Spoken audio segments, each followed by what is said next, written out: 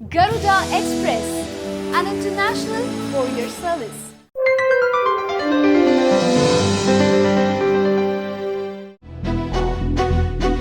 కోట్ల రూపాయలు ఎగవేసిన మాల్యాలను కరుణించి రుణాలు మాఫీ చేస్తారు. కానీ ఆరుగాలం దేశం కోసం అన్నం పండించే రైతన్నకు ఇచ్చిన చిరు సాయం ₹1,00,000 రుణం మాఫీ చేయడం సాధ్యం కాదు అంటారు. ఐపీ పెట్టి కోట్లు కొల్లగొడుతున్న వాళ్లకు ఎలాంటి శిక్షలు ఉండవు. కరువుతో అల్లాడిపోతూ ₹1,00,000 లోన్ తిరిగి కట్టలేకపోతే ఇంటి దర్వాజలు పీక్కుపోతారు. ఇది మన దేశంలోని రుణ మార్కెట్ పరిస్థితి, బ్యాంకుల ద్వంద్వ నీతి. ఇప్పుడు బ్యాంకర్లు మళ్ళీ ఓ కొత్త పాట మొదలుపెట్టారు.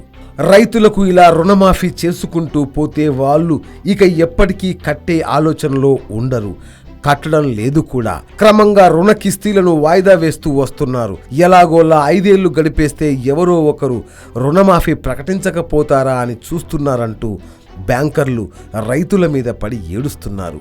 రుణమాఫీ అనేది సంక్లిష్ట సమస్యలకు దారితీస్తుందంటూ లెక్కలతో మభ్యపెట్టాలని చూస్తున్నారు. ఇది ఒక విచిత్రమైన పరిస్థితి.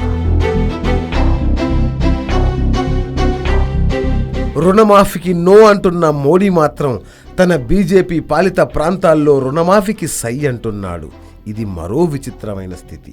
2014లో కేంద్రంలో అధికారంలోకి వచ్చినప్పుడు నరేంద్ర మోడీ ప్రభుత్వం 2022 నాటికి వ్యవసాయ రంగ ఆదాయాన్ని రెట్టింపు చేస్తామని దేశ ప్రజలకు హామీ ఇచ్చింది. అయితే అనునిత్యం దేశంలో ఏదో ఒక ప్రాంతంలో తీవ్ర వర్షాభావ పరిస్థితులతో కరువు తాండవిస్తోంది. ఈ తరుణంలో రైతులు తీసుకున్న పంట రుణాలను మాఫీ చేయాలంటే రాజకీయ నిర్ణయమే కీలకం కానుంది. ఇటీవల దేశీయంగా వివిధ ప్రాంతాల్లో నెలకొంటున్న పరిణామాలు ఇందుకు బలం చేకూరుస్తున్నాయి. ఉత్తరప్రదేశ్ అసెంబ్లీ ఎన్నికల్లో విజయం సాధించడంతో పంట రుణాలు మాఫీ చేస్తానని ఎన్నికల మేనిఫెస్టోలో ఇచ్చిన హామీ అమలుకు నూతన బీజేపీ ప్రభుత్వం పూనుకుంది. ఇదే తరుణంలో పంజాబ్ సీఎం కెప్టెన్ అమరీందర్ సింగ్ సైతం తమ రాష్ట్ర రైతుల పంట రుణాలు మాఫీ చేసేందుకు సహకరించాలని కోరుతూ గత వారం ప్రధానమంత్రి నరేంద్ర మోదీ, ఆర్థిక శాఖ మంత్రి అరుణ్ జైట్లీలను అభ్యర్థించారు. దేశంలోకెల్లా అత్యధికంగా కరువు సమస్యతో అస్తవ్యస్తంగా మారిన మహారాష్ట్రలోని బీజేపీ, శివసేన, దేవేంద్ర ఫడ్నవీస్ సంకీర్ణ ప్రభుత్వంపై రుణమాఫీ చేయాలన్న ఒత్తిడి రోజు రోజుకు పెరుగుతోంది. ప్రత్యేకించి అధికార కూటమి పక్షం శివసేన అధ్యక్షుడు ఉద్ధవ్ ఠాకరే పదే డిమాండ్ చేస్తున్నారు. ఇదే బాటలో తెలంగాణ, ఆంధ్రప్రదేశ్, కర్ణాటక, తమిళనాడు రాష్ట్రాల రైతులు, రాష్ట్ర ప్రభుత్వాలు సైతం పంట రుణాలు మాఫీ చేసేందుకు సహకరించాలని కేంద్రాన్ని అభ్యర్థిస్తున్నాయి, ఆందోళన బాట పడుతున్నాయి. భారతదేశంలోని స్థూల జాతీయోత్పత్తిలో వ్యవసాయం వాటా 15%.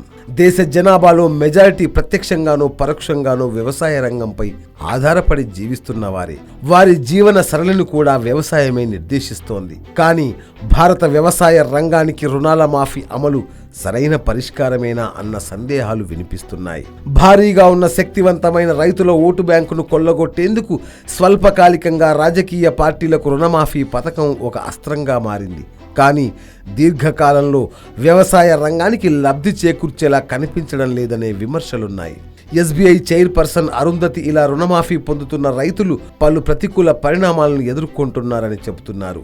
ఉదాహరణకు ఇటీవల భారతీయ state bank chairperson Arundhati Bhattacharya మాట్లాడుతూ, తరచుగా పంట రుణాల మాఫీ వల్ల రుణ క్రమశిక్షణపై ప్రతికూల ప్రభావం చూపుతుందంటూ వివాదాస్పద వ్యాఖ్య చేశారు. రాజకీయంగా దీన్ని ఎవరూ సీరియస్గా పరిగణించకపోయినా మహారాష్ట్ర అసెంబ్లీలో విపక్ష నేత మాత్రం ఆమెపై ప్రివిలేజ్ నోటీస్ ఇచ్చారు.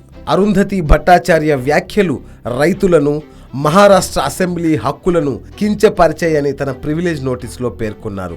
ఇటువంటి వివాదాస్పద వ్యాఖ్య చేసిన బ్యాంకర్లలో ఆమె ఒక్కరే కాదు, ఇతర బ్యాంకర్లు కూడా చేశారు. 2012లో ఎస్బీఐ చైర్మన్గా ఉన్న ప్రదీప్ చౌదరి మాట్లాడుతూ, వ్యవసాయం ఒక చిన్న అంశం, 2008లో పంట రుణాల మాఫీతో నైతిక ప్రమాణాలకు విపత్తు వచ్చింది అని వ్యాఖ్యానించారు.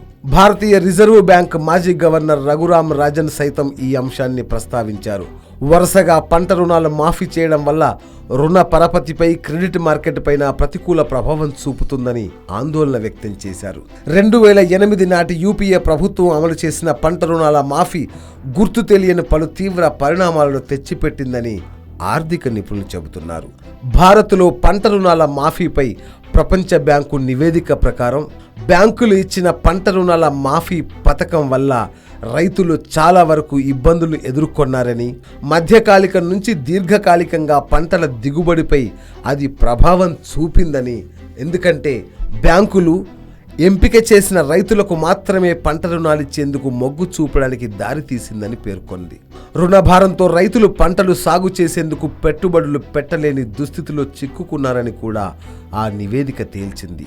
రుణమాఫీ ద్వారా భారత ఆర్థిక వ్యవస్థకు ఉద్దీపన కనిపించాలని భారత ప్రభుత్వం చేస్తున్న ప్రయత్నాలకు భారీ స్పందన లభించడంలో ఆశ్చర్యమేమీ లేదని ప్రపంచ బ్యాంకు నివేదిక పేర్కొంది.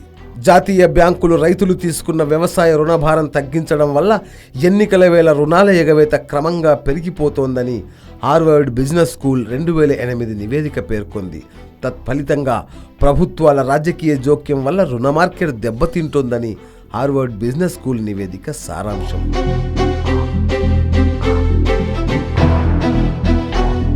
పదే రుణాల మాఫీ అమలు వల్ల రుణాల ఎగవేతతో దీర్ఘకాలికంగా వ్యూహాత్మకంగా స్వయం సమృద్ధి సాధించలేక ఆర్థిక వ్యవస్థపై ప్రతికూల ప్రభావం చూపుతుందని దాని సారాంశం.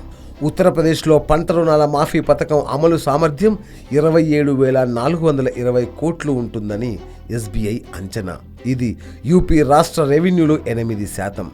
ద్రవ్యలోటుపై ప్రతికూల ప్రభావం ఉంటుందని జైట్లీ, పంట రుణాల మాఫీ పథకం అమలు బాధ్యత రాష్ట్ర ప్రభుత్వాలపై పడుతుందని, తద్వారా కేంద్ర రాష్ట్ర ప్రభుత్వాలపై సంయుక్తంగా ద్రవ్యలోటుపై ప్రభావం చూపుతుందని కేంద్ర ఆర్థిక శాఖ మంత్రి అరుణ్ జైట్లీ తేల్చి చెప్పేశారు.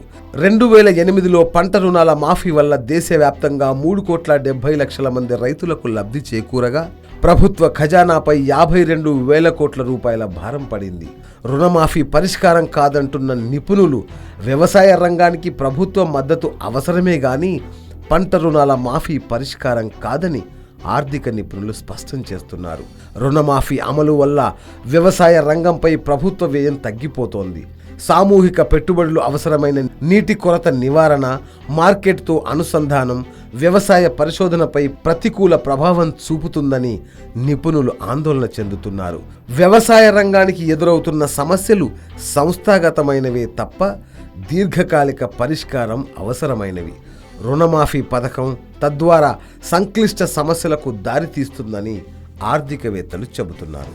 అయితే రైతుల సమస్యలు ప్రకృతిపరమైనవే తప్ప వారి కృషి లోపం వల్లనో మరో కారణం వల్లనో కాదని ఈ బ్యాంకులు గుర్తించాలి.